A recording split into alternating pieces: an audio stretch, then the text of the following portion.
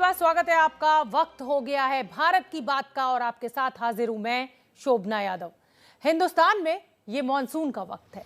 लंबे इंतजार के बाद आज दिल्ली एनसीआर में भी जमकर बादल बरसे, लेकिन मॉनसून की बारिश हर जगह राहत लेकर नहीं आती।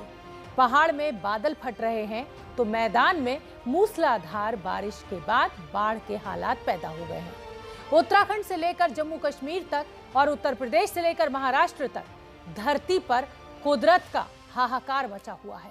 शुरुआत उत्तराखंड से आई तस्वीर से, जो पहाड़ तोड़ पानी के प्रहार की गवाही दे रही है।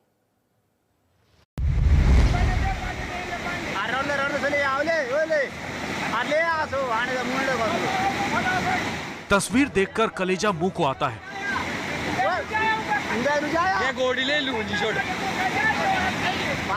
सैलाब की शक्ल लिए पानी से गुजरते लोगों की ये जद्दोजहद बेहद डरावनी है।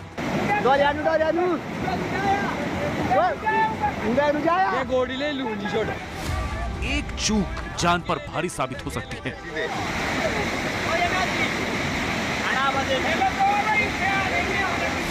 पानी की आवाज उसके प्रचंड वेग की गवाही दे रही है।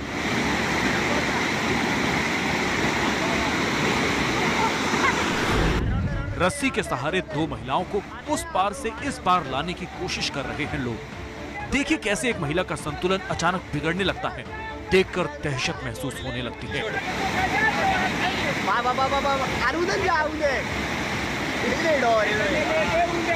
शुक्र है कि महिला का हाथ नहीं छूटता और वो सही सलामत इस पार आ जाती है। एक महिला पार हो चुकी है, अब दूसरी महिला की बारी है। एक दूसरे का हाथ पकड़कर चेन बनाई जा रही है। बिल्कुल बीच में पानी की रफ्तार बहुत ज्यादा है।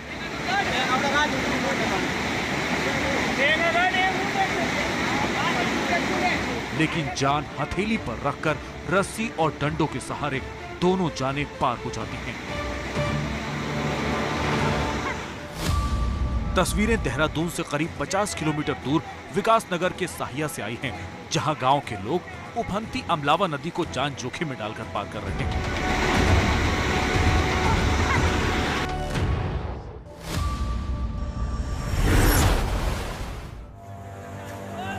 पानी में जान का फंसना क्या होता है, उसकी गवाही ये तस्वीरें हैं।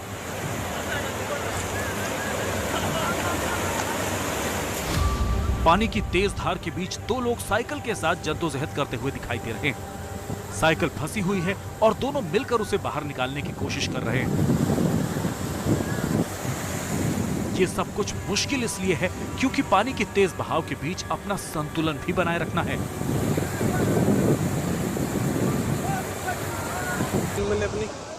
दरअसल एक साइकिल सवार नदी की तेज धार में फंस गया था, जिसकी मदद के लिए पहले एक युवक पानी के बीच पहुंचा। लेकिन किनारे पर मौजूद लोगों को जब लगता है कि दोनों इस पानी से अकेले नहीं निकल पाएंगे, तो दो लोग और मदद के लिए आगे आते हैं।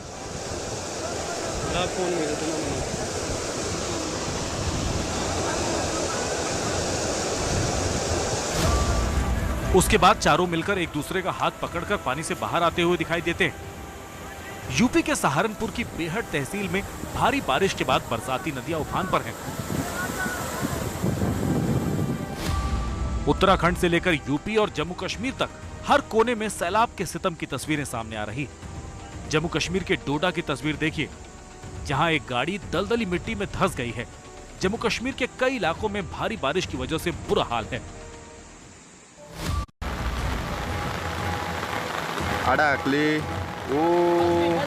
My God!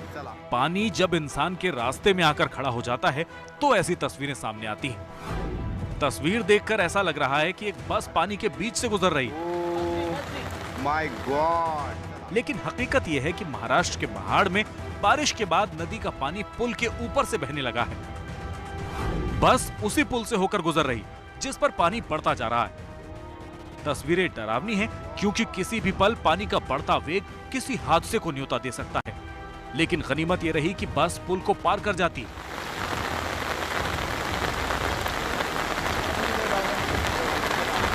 लेकिन बाकी छोटे वाहन ऐसा करने की हिम्मत नहीं करते और करनी भी नहीं चाहिए, क्योंकि जान से ज्यादा जरूरी कुछ भी नहीं।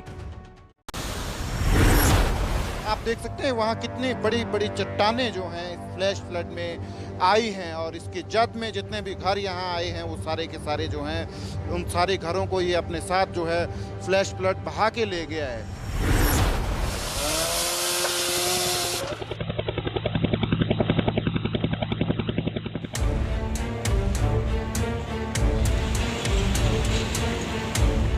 सोमवार को बादल फटने के बाद देश ने तबाही की ऐसी तस्वीर देखी थी।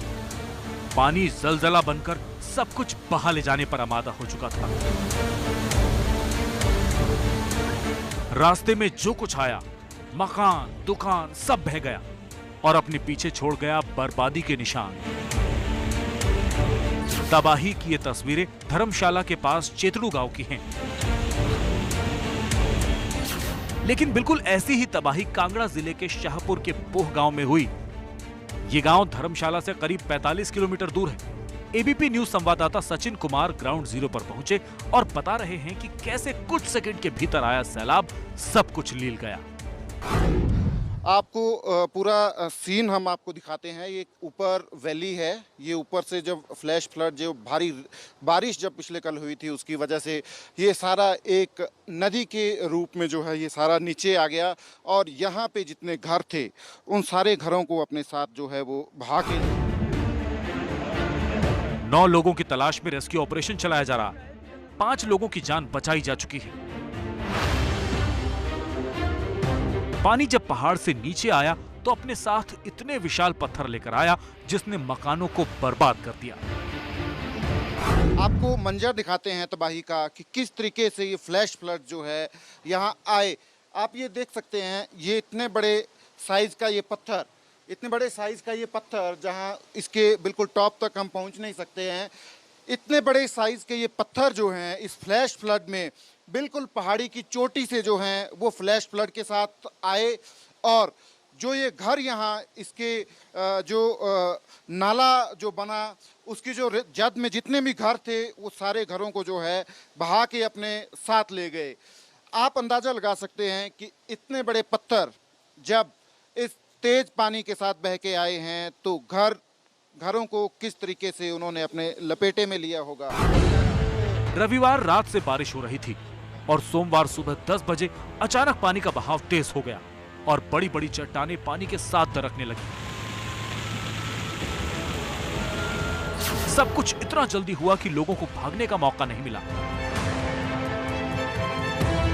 और अब मलबे के नीचे जिंदगी की तलाश का अभियान चलाया जा रहा है। अब बात करते हैं बिहार के मुजफ्फरपुर जिले की, जहां बूढ़ी गंडक में आए उफान की वजह से गांव के गांव डूब गए हैं। एबीपी न्यूज संवाददाता निधि श्री झा ने बाढ़ में डूबे लोगों का दर्द देश को दिखाने के लिए पानी से होते हुए उन घरों तक पहुंची हैं जहां एक लकड़ी की चौकी पर पिछले 15 दिनों से परिवार सिमटे हुए हैं।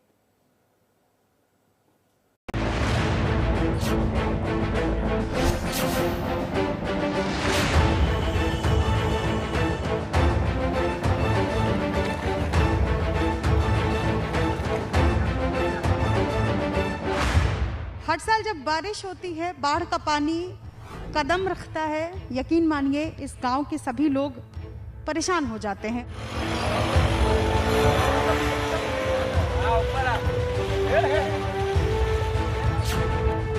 ठीक पीछे आपको जो घर दिख रहा है पूरा का पूरा मकान डूबा हुआ है। तकरीबन कितने दिन पहले आपका घर डूबा है? हो गया, समझिए ना कि 5 तारीख को सैलाब गया, बस घर में पानी चला गया। 5 तारीख से यहाँ आए ना सैलाब, 5 तारीख से घर में पानी है पूरा। इसी रोड से, और रोड तो हमें दिख नहीं रहा है फिलहाल, ऊपर पानी है लेकिन इसी से होकर गुजरना है। लेकिन आप समझिए कि इस आसपास में जो लोग रहते हैं उन लोगों के लिए कितनी दिक्कतें आती हैं, क्योंकि पानी में सांप, बिच्छू, हर चीज़ का डर होता है। देखिए, ये एक परिवार है जो पानी में ही है और चूँकि मैं इसलिए नीचे उतरी हूँ ताकि मैं इस परिवार तक पहुँच सकूँ और अगले 3 महीने तक ये परिवार पानी के जाने का इंतज़ार करेगा। और पानी के जाने के बाद अलग अलग तरीके की बीमारियां भी इस इलाके में सबसे ज़्यादा देखी जाती है। बाढ़ का मतलब क्या होता है, ये तस्वीर आपको समझाएगी। बाढ़ वो होती है जब पूरा परिवार एक चौकी पर कई दिनों तक रहने, उसी पर खाना बनाने से लेकर खाने और सोने तक के लिए मजबूर हो जाता है।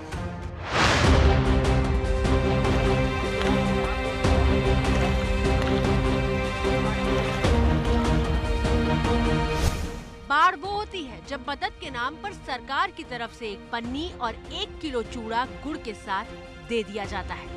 कोई 8 दिन से इस बाढ़ के पानी से लड़ रहा है तो कोई 12 दिन से, और संघर्ष का ये सिलसिला कब तक जारी रहेगा इसकी कोई तय तारीख भी नहीं है।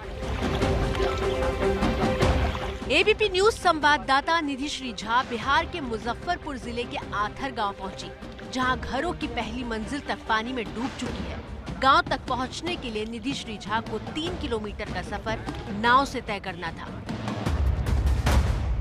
मैं आथर गांव की तरफ बढ़ रही हूं। मुजफ्फरपुर जिले में ये गांव आता है और हर साल इस गांव में किस तरीके से बाढ़ अपने साथ तबाही लेकर आती है। फिलहाल तस्वीरें देखिए, चूंकि इस गांव तक जाने का रास्ता जो है वो पूरी तरीके से पानी में डूबा हुआ है, इसलिए हम लोगों को फिलहाल नाव का सहारा लेना पड़ा है और इसके साथ साथ तकरीबन 3 किलोमीटर तक इसी तरीके से नाव में चलना पड़ेगा। और आपको कुछ एक घर दिखाई दे रहे होंगे दूसरी तरफ, जहाँ ऊपर का जो छप्पर है वो सिर्फ दिखाई दे सकता है।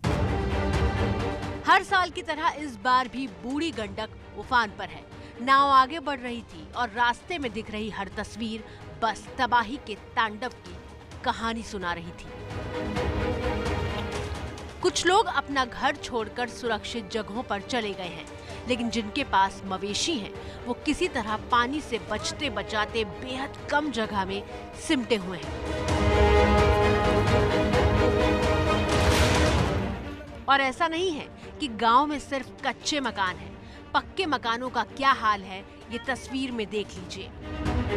गांव में हमारी मुलाकात मुन्नी देवी से हुई, जिनका घर डूब चुका है और वो पिछले 15 दिनों से दूसरे के मकान में रह रही हैं, जिसकी दूसरी मंजिल तक पानी नहीं पहुंचा। इधर है आपका घर? यह सामने ही है पूर्व। हाँ, वह सामने है, डूबल है, पूरे डूबल है पानी में। क्या खाना खा रही हैं आजकल आप? खाना जो अब रोटी उटी वाला चिवड़ा उड़ा खरीदा का राशन बचा हुआ है या डूब? सब डूब गए। हर साल आप लोगों के साथ? साल, हाँ, हर साल यही दुख है, साले साले मैडम यही दुख है सबके। एक घर में गृहस्थी चलाने का हर सामान मौजूद होता है, लेकिन ये तस्वीर देखिए जहाँ सिर्फ छत को छोड़कर सब कुछ पानी के आगोश में है। कल्पना कीजिए जब पानी यहाँ से निकलेगा तो घर के भीतर बर्बादी का कैसा मंजर होगा। अगर ये प्लास्टिक फट गया किसी कारण से, या तूफान आई, तेज आंधी आई, तो परिवार किस तरीके से रहेगा? क्योंकि मजदूरी भी ये नहीं कर पा रहे हैं, आसपास पूरे इलाके में पानी है, इसलिए हर एक दिन के लिए, मैं कहूँगी 2 जून की रोटी इनके लिए जुगाड़ पाना इन दिनों सबसे ज्यादा मुश्किल साबित हो रहा है। एबीपी न्यूज संवाददाता निधि श्री झा कैमरामैन विशाल राय के साथ नाव पर सवार होकर गांव के हर कोने तक पहुंच रही थी। इसी गांव में एक परिवार मिला जिसने पीपा पुल पर अपना घर बना रखा था। बहुत मुश्किल से हम एक नाव के सहारे इस गांव में पहुंचे हैं और आपको तस्वीरें जरा दिखा दूं मैं कि एक पीपा पुल है, क्योंकि इस गांव में इस तरफ नदी है और नदी पर पीपा पुल बना हुआ है। इस पीपा पुल के ऊपर एक परिवार रह रहा है। तस्वीरें आप देखकर समझ सकते हैं कि किस तरीके से जुगाड़ करके एक परिवार खुद को हर साल बाढ़ के मौसम में बचाने की कोशिश करता है। क्या दिक्कत? कुछ क्या है, साधन नहीं है, कोई चीज का साधन नहीं है, नाव का कुछ न खाने का न पीने का कोई साधन नहीं है यहाँ। तो हम लोग क्या करें, इस पर अपना गुजारा कर रहे हैं। कोई आता है नैया से तो दे देता है पानी, नहीं तो वो भी नहीं मिलता है। बूढ़ी गंडक खतरे के निशान से ऊपर बह रही है। हर साल बूढ़ी गंडक मानसून में इन गाँव में गदर मचाती है, बावजूद इसके तस्वीर नहीं बदलती। सवाल ये है कि जब सरकार को पता होता है कि हर साल तबाही दस्तक देती है, तो फिर चूक कहाँ होती है कि उसकी कीमत आम लोगों को, खासकर गरीब जनता को चुकानी पड़ती है। यह स्थिति गांव की है, न डॉक्टर न बीरो न कुछो न, जब तक दौड़ते तब तक इतना मर जाते। तस्वीर में हर घर डूबा हुआ है, लेकिन तमाम घर ऐसे हैं जहां पानी के बीच भी लोग किसी तरह दिन काट रहे हैं। ये वकील सहनी का परिवार है। परिवार में 4 लोग हैं। उनसे बात करने के लिए संवाददाता निधि श्री झा पानी में उतरी ताकि उनसे उनकी तकलीफ जान सके। एक परिवार है जो पानी में ही है और चूंकि मैं इसलिए नीचे उतरी हूँ ताकि मैं इस परिवार तक पहुँच सकूँ। और पानी में पिछले 10 दिनों से ये परिवार किस तरीके से रह रहा है? सरकारी मदद अभी कुछ नहीं मिला है। कल जो है पन्नी मिला है और 1 किलो अथी चिवड़ा था, बस यही था। इन्होंने पक्का का घर बना लिया, लेकिन देखिए अभी जो है चूंकि बाढ़ आ गई है, बाढ़ का पानी इनके घर तक पहुंच चुका है और ये बांस का बल्ला है, इसी के सहारे उधर जो आप देख रहे हैं एक बांस की सीढ़ी नुमा इन्होंने बनाया हुआ है और इसी के सहारे जो है ये बाहर की तरफ जाएंगे और अगले 3 महीने तक ये परिवार पानी के जाने का इंतजार करेगा। बूढ़ी गंडक नदी के आसपास करीब 1 करोड़ की आबादी रहती है और बिहार के 3 जिलों में बूढ़ी गंडक सबसे ज्यादा तबाही मचाती है। मुजफ्फरपुर के 30% इलाके में नदी का कहर होता है। समस्तीपुर में करीब 20% इलाका बाढ़ प्रभावित होता है, जबकि पूर्वी चंपारण में 17% इलाके में बाढ़ का असर होता है। बूढ़ी गंडक किस तरह मुजफ्फरपुर में मुसीबत लेकर आई है, इस तस्वीर से समझिए। शहर के बीच नाव चल रही है। ये पुलिस वाले नाव पर सवार होकर ड्यूटी के लिए थाने पहुंच रहे हैं, क्योंकि चलने के लिए सड़क तो बची ही नहीं है। अय्यापुर थाने में आने जाने के लिए पुलिस विभाग ने नाव का इंतजाम कर दिया है, क्योंकि उन्हें भी पता है कि इस पानी से जल्द निजात नहीं मिलने वाली। तो कुल मिलाकर देश में कुदरत कहर ढा रही है। मैदान हो या फिर पहाड़, हर जगह आसमान आफत बरस रही है। तो ऐसे में सावधान रहिए और सुरक्षित रहिए। और इसी बीच एक बड़ी खबर आ रही है, वो आपको बता दें। उत्तराखंड से ये बड़ी खबर, उत्तराखंड में कांवड़ यात्रा पर रोक लगा दी गई है, क्योंकि कोरोना का खतरा अभी टला नहीं है। तो उत्तराखंड सरकार का बड़ा फैसला, कांवड़ यात्रा पर रोक लगाई। लगभग 3 करोड़ लोग हरिद्वार पहुंचते हैं और इसी खतरे को देखते हुए कांवड़ यात्रा पर रोक।